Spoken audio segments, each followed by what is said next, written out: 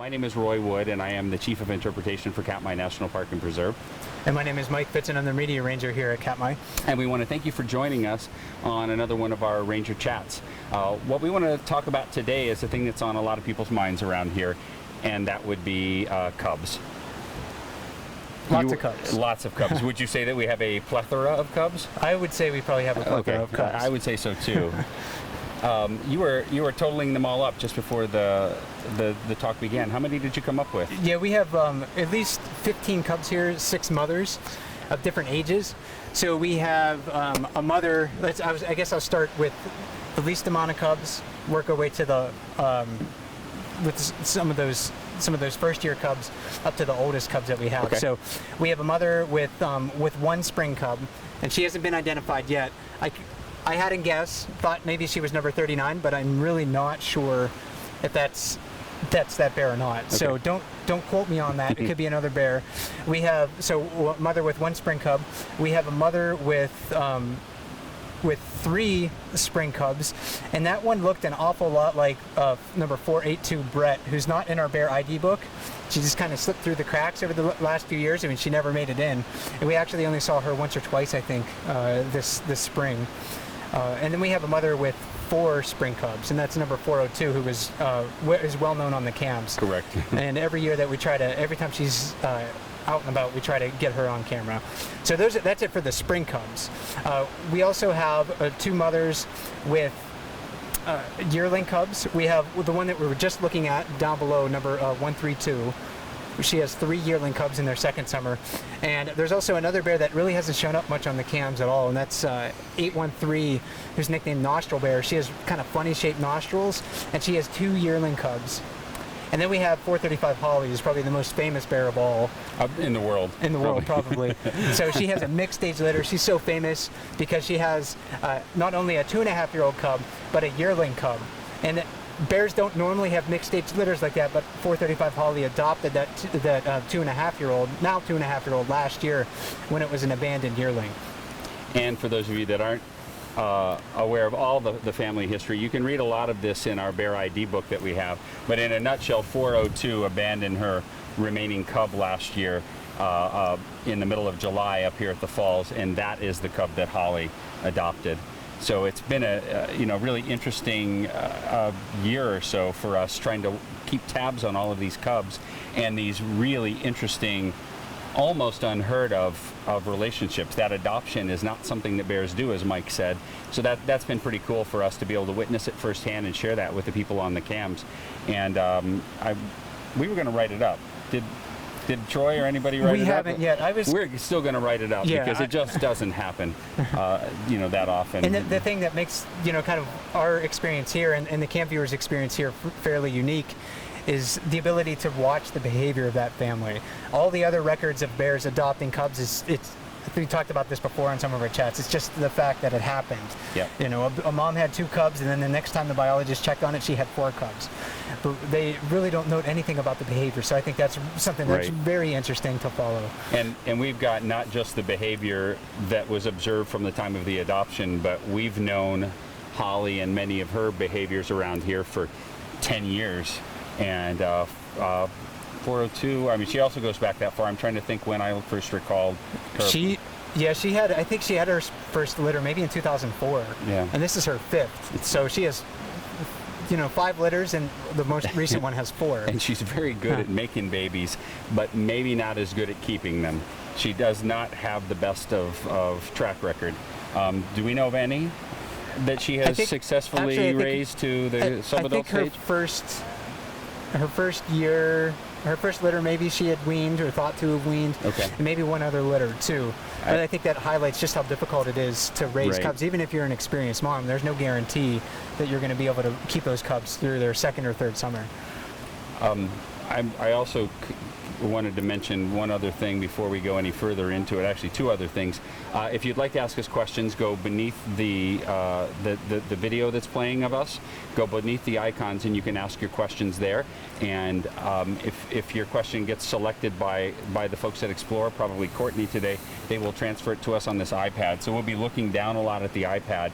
We're also looking down more than normal because we're looking right into the sun this time of the day. That was some poor planning on our our part that in order to get you the view of the falls and perhaps some bears behind us, we've got to look up into the sun. And so it's a little bright right now, and I apologize for the shadows across our faces, but we'll try to do our best to look you dead in the eye when we're talking.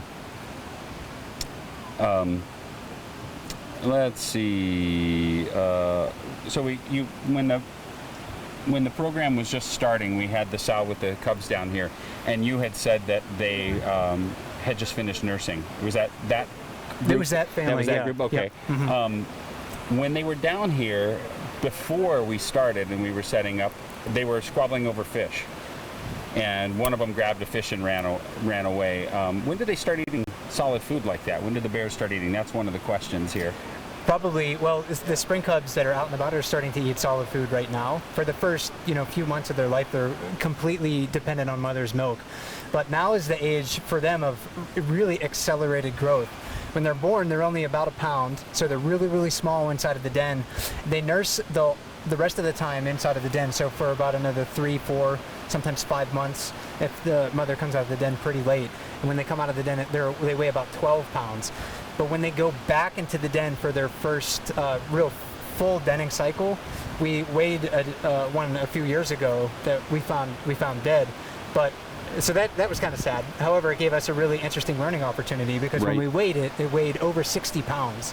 So they grow exponentially throughout their first summer. And this is the time of the year where they're really going to start to not only grow substantially from mother's milk, but also from the other foods that they can find out in nature. And they investigate almost everything that mother investigates. If mother chews on something, Yep. they chew on it. I see them chewing on everything, and I have seen the tiniest of cubs get in there and proudly prance off with a fish tail in its mouth. I mean, they're trying, even when they're little tiny 20-pounders, they're really trying to eat. And that's all what contributes to that rapid growth that we see this time of the year.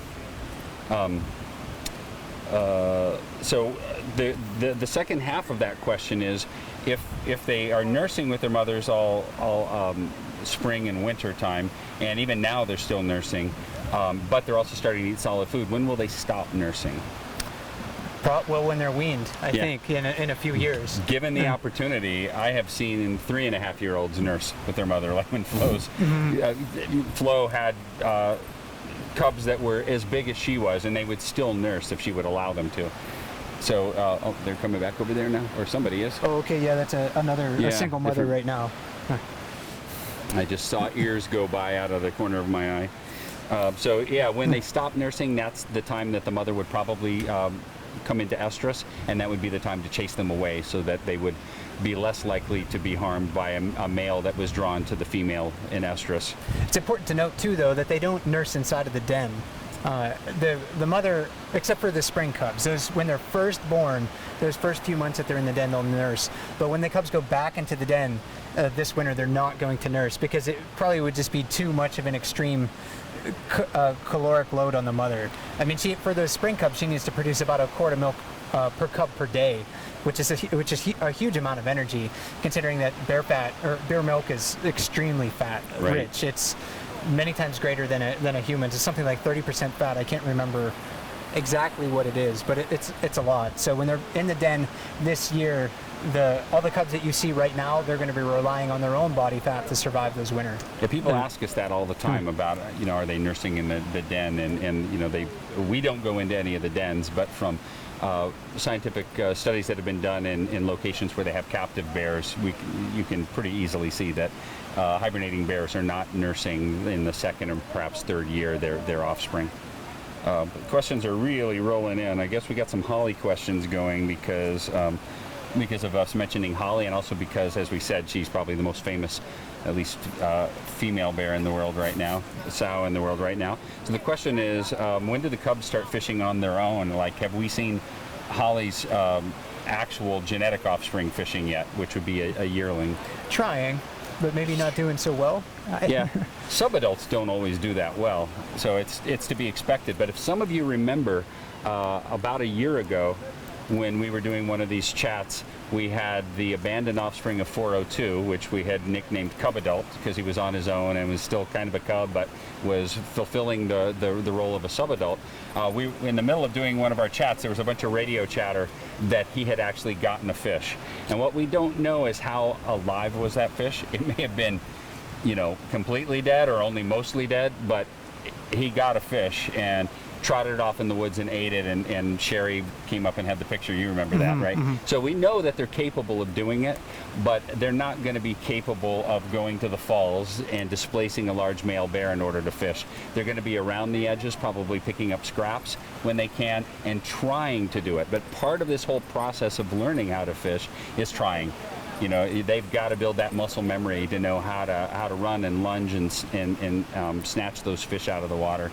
But they try, and that's what makes this area so often quite good at watching the young bears try to fish, because they're away from the falls and they have shallow water here. They can see the fish in the riffles, so they run around and just usually make quite a spectacle of themselves. Later in the season, though, the fishing will become easier as the salmon begin to spawn and die.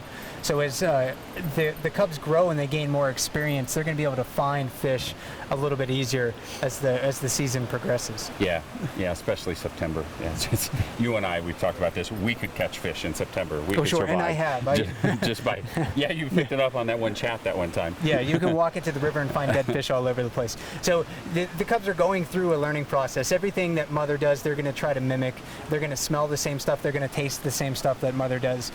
The younger cubs, they need a lot less fish than mom on a daily basis, and they need a lot less fish over the course of the season to fatten up to survive the wintertime hibernation too. So if you're looking at a cub and you see that it hasn't really gotten that much food, it's, you know, don't fret about it. It's probably going to be okay, because overall, since it's a smaller animal, it just needs a lot less calories. Right. There's more questions about Holly and the nursing cubs. I haven't seen them nurse this year. Have you? You know, I recall seeing the yearling trying to nurse, okay, and mom didn't want to allow that to happen, so okay, she kind of just walked away, sort of just shrugged the yearling off. But I don't recall them actually sitting down to nurse. Just the question is, assuming that her offspring is nursing, is she going to allow Cub Adult 503 to nurse also? And I mean, we saw that last year, and she did, but I don't know. I guess I don't see sows nursing all that often. They tend to go away someplace a little more secretive. I mean, a few of them will just drop down right below the platform and nurse, but for the most part, they go away somewhere. I would assume they do, but I guess we'll have to leave that question sort of unanswered. Keep looking for it on the cams and let us know if you see it. But there's no reason for her to not be doing it, since she was nursing both of them last fall. Yeah, and at this point, everything that we've seen so far indicates that Holly's treating the adopted cub like her biological offspring. There's really no difference in how she ends up treating it. It's bigger, so it ends up kind of pushing the small sibling around and not maybe sharing, because there's competition within the litter. We talk about that all the time. So but the mother, she's treating it just the same as the smaller biological cub. And the follow-on question, because there are a bunch of them again here about Holly, is will she take her adopted cub back to the den with her? And we have every reason to believe that she would do that, because she's given us no indication at this point that this is to her anything less than her own cub. So I would fully expect her to take it to the den with her. I would also imagine that if they all survive the winter, that and you can tell me if you disagree, but if they all survive the winter, that next spring would be the time that they would both be set free. That even though it's kind of a weird, messed up family, there's not a reason to believe she'd get rid of the adopted one now, and not a reason to believe that she would keep them longer, although we have seen that around here where they've kept them for another year. Strange things happen with bears. I mean, sometimes we try to pigeonhole bears into behaving a certain way, and then I'll say one thing about, oh, well, a female would never abandon her cub in July. That just seems like a weird time of the year. And then it happens, just like it did last year. Adoption? Nah, never happens. We got questions all the time last year. Would another bear adopt that abandoned year? Like, well, it's really unlikely. I don't count on it. And then like 2 weeks later, it happens. So bears do surprise us all the time. That's why, what you're seeing on the cams and informing us of those really unique things is important, because sometimes we miss that stuff. And with a million eyes out there watching, it can be 32 million eyes. 32 million, is that what it is now? One of each. Okay. Let's see. We already talked about the time of the year. This is a 503, the cub adult question. Do you feel like he's larger than other, like 2.5-year-olds at this point? I don't think so. I think he's tall. He's very tall. He's very tall, but I don't think he's larger than average. And Holly's not a particularly tall female, so I think having the two of them together, he looks enormous compared to her. I mean, he's not bigger than her, but he's every bit as tall as she is. But yeah, I think he's pretty normal. But I guess it'd be fun to weigh him, and as well as weigh every other 2.5-year-old. But that's a daunting task to try to catch animals and weigh them, much less catching cubs and trying to do it. So it's not something we do. Let's see. In your time here, how many sows have you seen that have kept their cubs 1 year beyond normal? Normal. Yeah, if they keep their cubs for 2 to 3 summers, we've seen them keep them into the 4th summer over the past 8 years. Just once, I think, and that was That's Flo. Yeah, it was Flo, 438 Flo. So. That's the only one I can remember. Sometimes when we get asked questions like this, we sit here and go like, I never thought of that before. And then we run back and take a look at our book later, and we're ready to answer it the next time. But that's the only one I can think of was Flo. And we see a lot of bears here, so it's hard for us to keep all the years straight. Someone will be like, when was the last time this bear had cubs or that bear had cubs? It can be difficult to keep all of those in order in your mind. So we do have to refer back to our bear monitoring database quite a bit, but it's only happened once along Brooks River in the past 8 years where bears kept their cubs until a 4th summer. So it's not a common event. So next year I would probably expect, for example, those yearlings that we see, many of them to be sort of cast off and set free, emancipated, and that could be kind of a violent event too. Oh yeah. We don't really witness that either, but mom is not kind to the cubs at that moment in time. And I can imagine it be a shocking event, because mom's been the protector, the provider, best friend, the best friend up until that point in time, and all of a sudden she just turns and is aggressively pushing that cub away. Well, and we kind of saw it in a passive-aggressive way last year with 402 when she just left cub adult up the tree for, 2 days? At least, yeah. And then he had to come down and be like, where's mom at? Mom's not here. What do I do now? Yeah, that was pretty harsh. He's up there. He's not eating. He's not drinking. If he had come down, he would have come down the tree not quite in the thick of all the bears at the falls, but pretty darn close to being in the midst of them all. And that would have been traumatic and terrifying for him. And eventually, his hunger and his thirst got the best of him. He came down out of the tree. Mom was nowhere to be found. Pretty sure that if he had found her, she would have chased him away. I don't know how aggressive, but I saw some out at Hallow Bay a few years ago it was pretty hard to watch. Oh, was it? Okay. They would try to get close and she'd run at them full speed. And at first, it's even confusing for us. I think we're looking at it going, why is she doing that to those cubs? And then you think, it's probably her cubs she's getting rid of. And we don't know for sure because we don't know those bears as well as we do the ones here.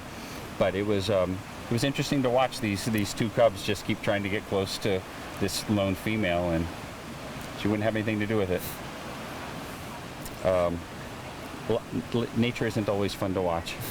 And that's one of the things that we see on the bear camps too. We get to see these really great moments. Maybe if we have the opportunity to watch a bear nursing their cubs or sharing the first salmon of the season with their cub, but we also get to see the harsh realities of the world too. The bears are not killing their prey before they subdue it, so they're tearing the skin off of the salmon while the salmon is still alive. Yep. We also have the possibility of seeing bears killing other bears here at Brooks River, and we've told our camera operators, to see when you see some of those things, you don't want to turn the camera away, because it's the violent part of nature that's here in national parks. We're trying to protect the ecosystem as it is, and not just the good parts. So here at Katmai, the bears do face a lot of harsh realities, and that's something to be prepared for when you are watching the cams.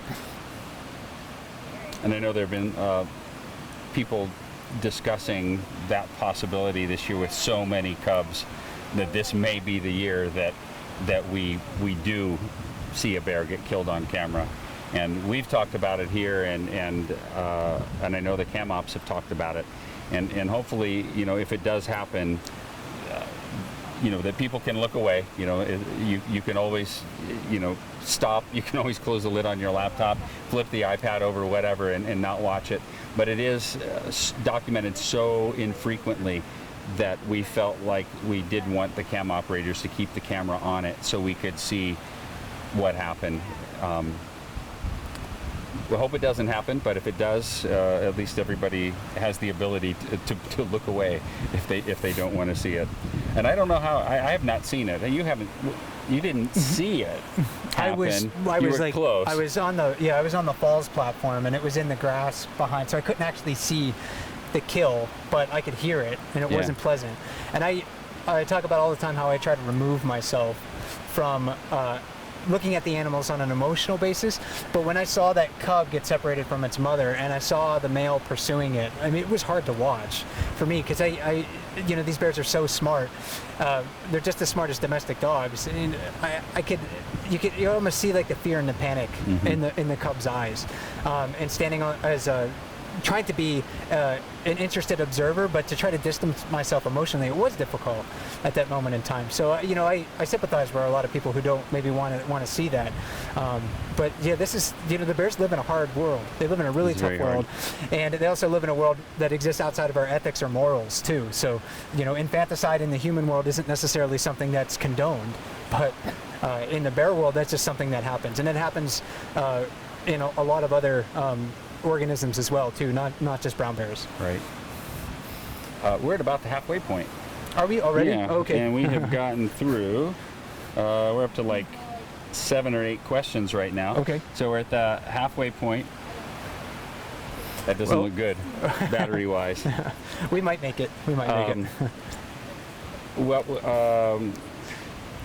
we might run out of battery power here. We're having a challenge with that, but I wanted to go ahead and say, if you'd like to post a question for us, we will try to answer it. Just need to go to the bottom part of the explore.org window and try to plug your information in there.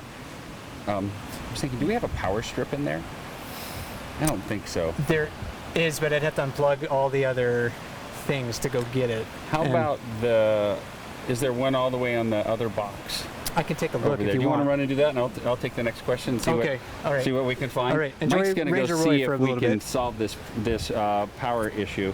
As you know from our chats, we're out in the middle of nowhere, and we sometimes have issues with the technology. And right now we're running low on one of our batteries, and I'm just worried we're going to run out before we're done with questions here. So I should move ahead. Some of these I'll wait till Mike gets back for, because I know he'll have some inputs on it. So we did answer the question about Holly and her cubs. Let's see. High cub mortality rate in Katmai. Could inbreeding be related to this? That question has come up before, I believe, and we've talked about it.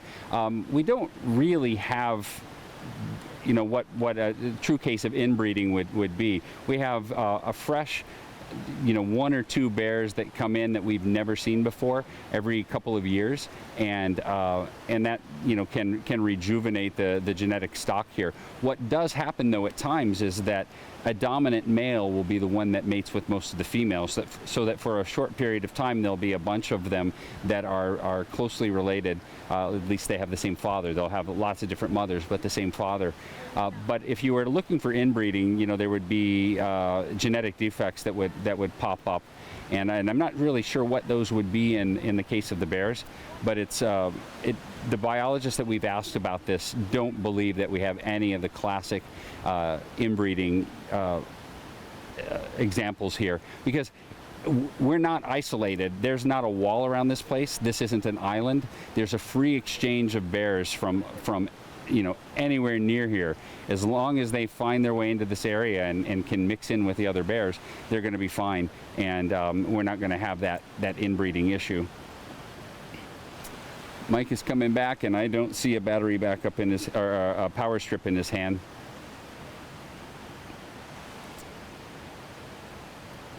Where do moms take their cubs for the night? Any studies on this behavior? Well, the cubs would go with mom wherever mom is happening to go. And we'll see the bears from here. Some of them go a short distance off into the trees. Some of them will go a longer distance off into the forest.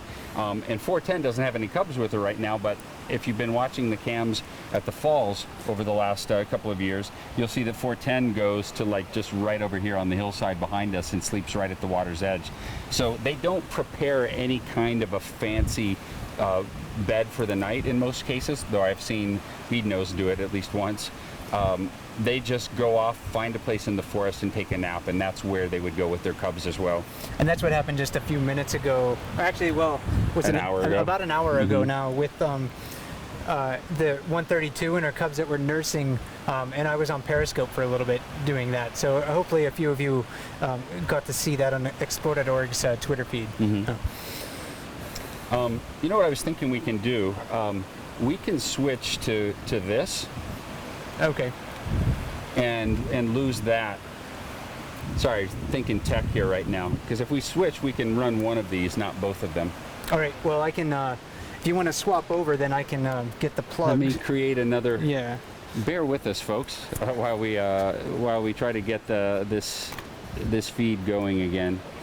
So we think we have our audio issue resolved for the time being. Thanks for being patient with us. You know, we're in a remote location. Something happens, like a battery is drained when you think it's charged. It's not really an easy thing to do to go back and get another one. We have about a mile and a half walk to get it. And they're bears. And there are bears. Of bears. A plethora of bears. So, lesson is be prepared. Maybe you should take this because I'm not sure which question we were on. We sort of skipped around, and we're. Let's just jump to a general one. We've been very specific for a while, but we've thrown on words cub, subadult, and adult. Can you give us a breakdown on those and like what age? What ages they would be? So a cub is a bear that's dependent on mom. So if you are dependent on an adult female, even if you're like a giant 2.5 or 3.5-year-old, you're still hanging around with mom. Basically, you're in my mind still a cub. A subadult would be a bear that's not yet fully mature, but is independent of mom. So that would be a bear that could be anywhere from 2.5 years old to about 5.5 years old. So they're subadults until they reach sexual maturity, and that, with just like in humans, there's no set age when that happens. It happens to be around 5 or 6 years old when they start to go through the bear equivalent of puberty, and that's when they become an adult bear. And adult bears are 6 and up for the most part. So that's the short and sweet of it, of those different age classes that we have here along the river. So you have cubs that are sort of like the kids of the bear world, the children of the bear world.